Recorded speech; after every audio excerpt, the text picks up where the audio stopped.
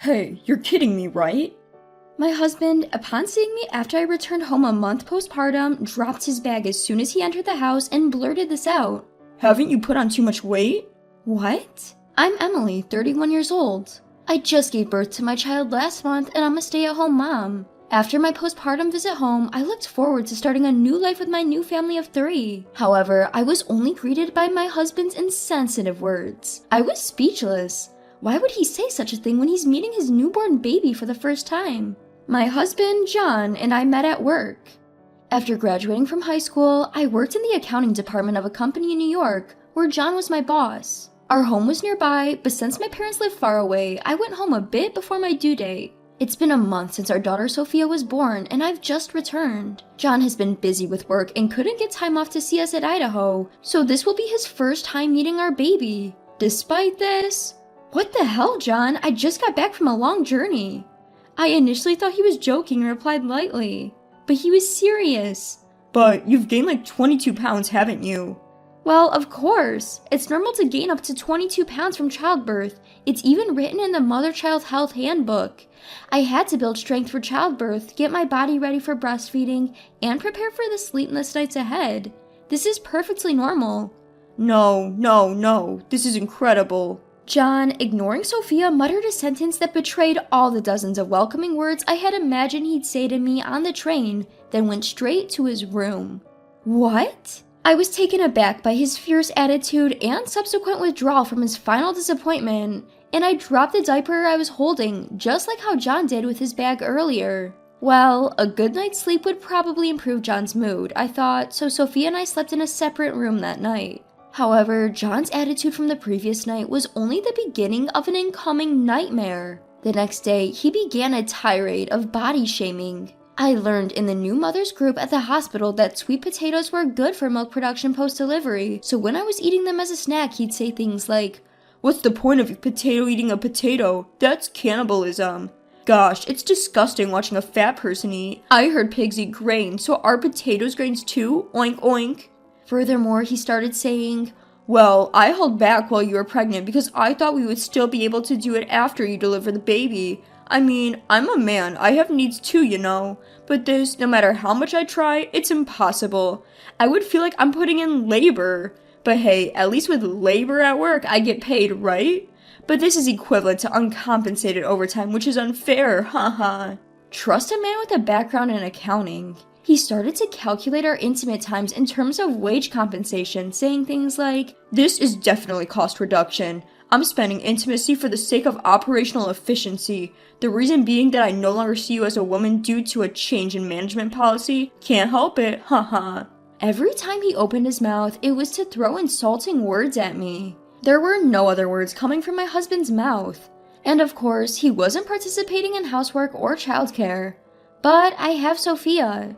I decided to think of my husband's words as no more than a noisy pet in the house. However, this was only till an incident occurred where I finally lost it. It was the day when John came home drunk from his end-of-year party with his colleagues. He sat on the living room chair, slumped over the table with only his face facing me. I was sitting next to that chair nursing. While letting out foul-smelling hiccups and burps from drinking, John began saying weird things with slurred speech. "You know, I thought about it, and babies, they ain't as cute as they're made out to be. Kind of bald and reddish black. They only coo broken words." Huh? It's like, people always say they're cute, right? I'm just being honest, cause being an accountant means you gotta look at things realistically. Huh?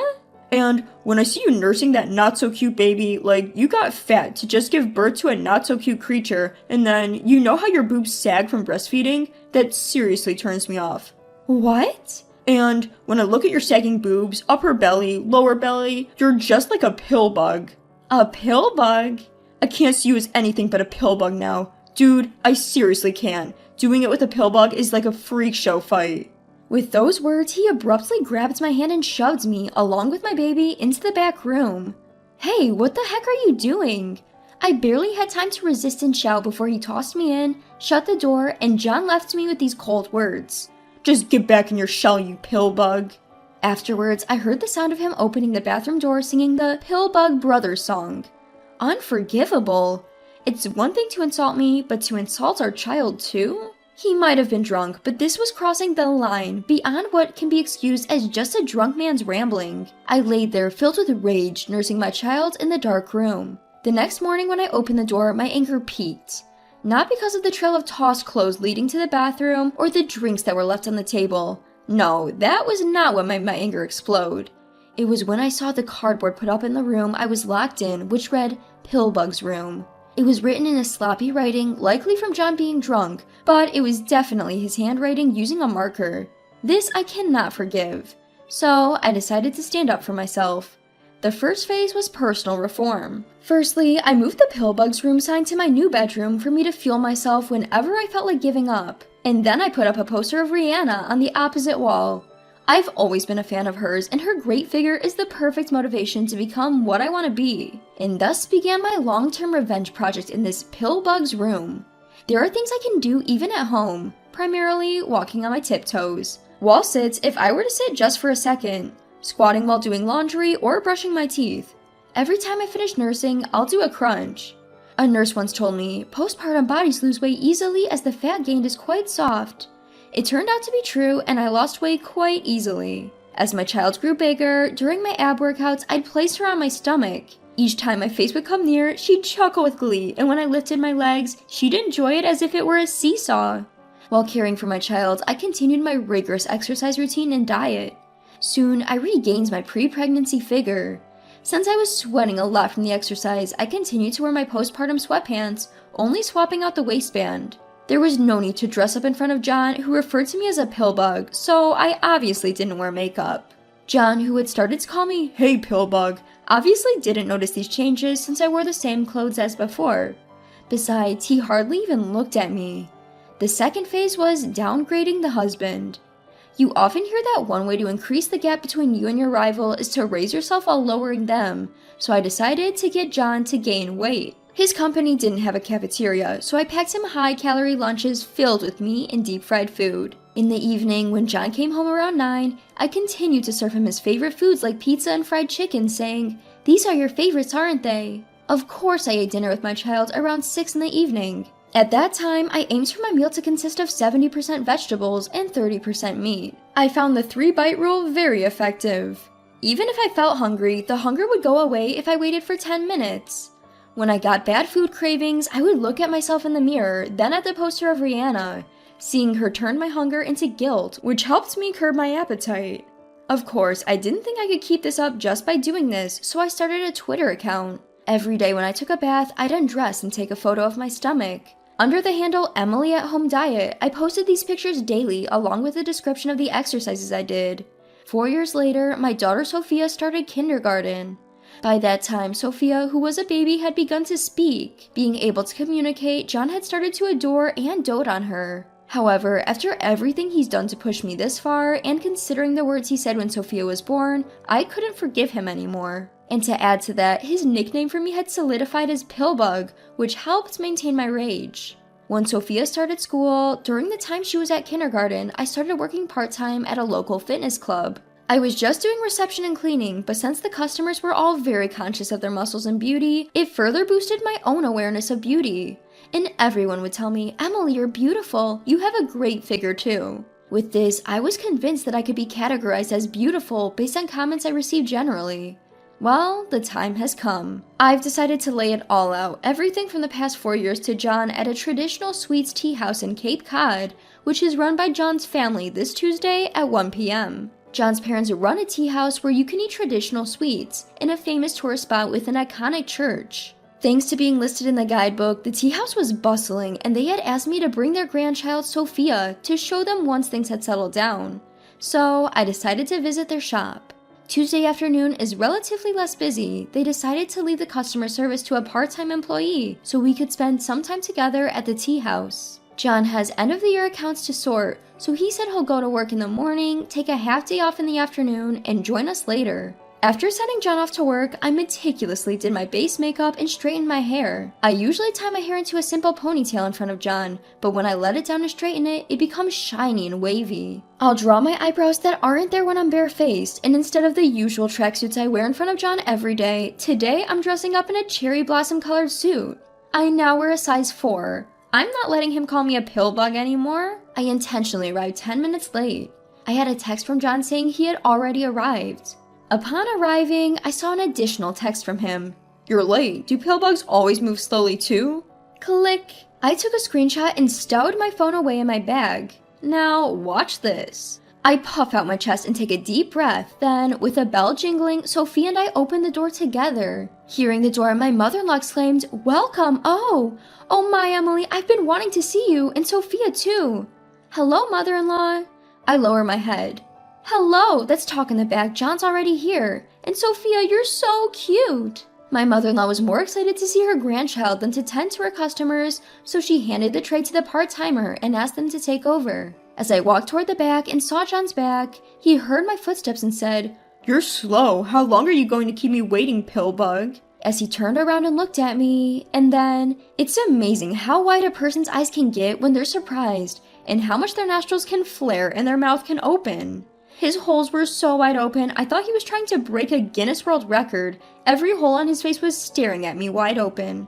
Of course he was silent after that. Hello, John, I say, keeping my tone purposefully aloof. Well, Sophia is just adorable, looking just like her mother Emily. Such a beauty. My mother-in-law steps in, serving 5 servings of the store's specialty dessert on a tray before taking a seat in the living room. You seem to be at a loss for words. As the silence persists, I decided to break the ice. No, it's nothing. John stutters just as my father-in-law makes his entrance. I've been waiting. I missed Sophia. Surrounding Sophia, they start adoring her, showing their wrinkled smiles. In stark contrast, John grimaces and blurts out, Well, she is our child, Emily's and mine. The showdown begins. I promptly retort, Yes, your child, with a pill bug. I let it out. John freezes, and his parents pause their fawning over Sophia. What did you just say? My mother-in-law asks for clarification. I said pill bug because John had been calling me a pill bug after I gave birth, saying he can't see me as a woman anymore. Hold on, I would never say such a thing if you were this slim, Emily. You didn't notice I was losing weight, did you? You kept saying you couldn't see me as a woman, pushing me to the back room, right? And you didn't even notice the changes over these 4 years, right? You never even looked at me, always calling me ugly, right? I took out a cardboard sign labeled Pill Bug's Room from my bag and put it on the table. His parents were left speechless. Mother-in-law, father-in-law, I continue. I hope this sign alone proves the emotional abuse I've suffered, but there's more evidence. I took out my phone. Screenshots of the text where he calls me Pill Bug were on my phone. Of course I included the one sent before coming to this cafe. His parents are again left speechless at the sheer volume of the evidence.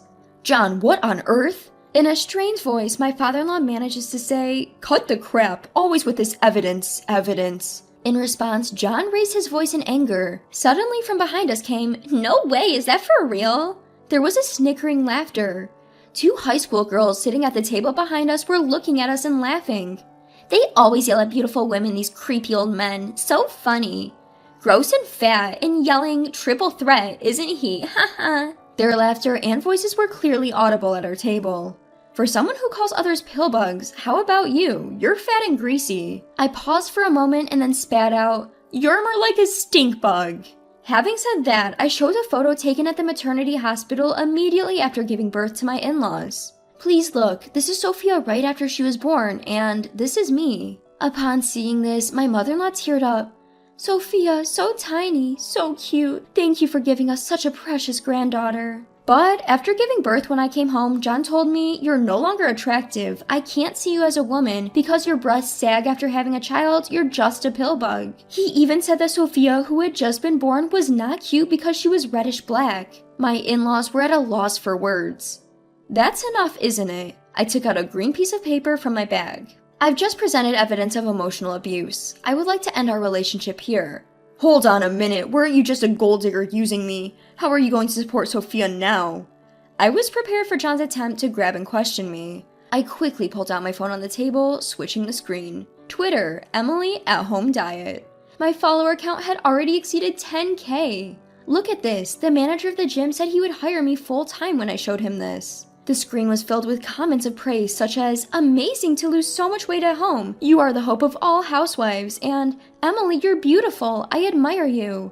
That's enough. Suddenly, my mother-in-law raised her voice. John, you don't understand how hard it is for a woman when she gives birth. It's truly tough. Women often gain weight in order to endure childbirth and maintain their strength. Mothers hardly get any sleep in order to protect their babies. And you without knowing any of this, how dare you keep calling her a pill bug?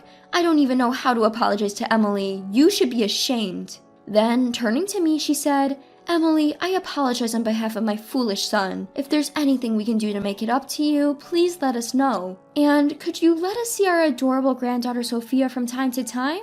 That's right. We run a traditional tea house so we wouldn't burden Sophia. We'd be grateful if we could celebrate her birthdays and such without John. My father-in-law agreed, bowing his head. And so, I began working as a single mother at a fitness club. My friend said you're beautiful, Mom. Sophia always tells me, to which I always respond, to become beautiful, you have to work hard.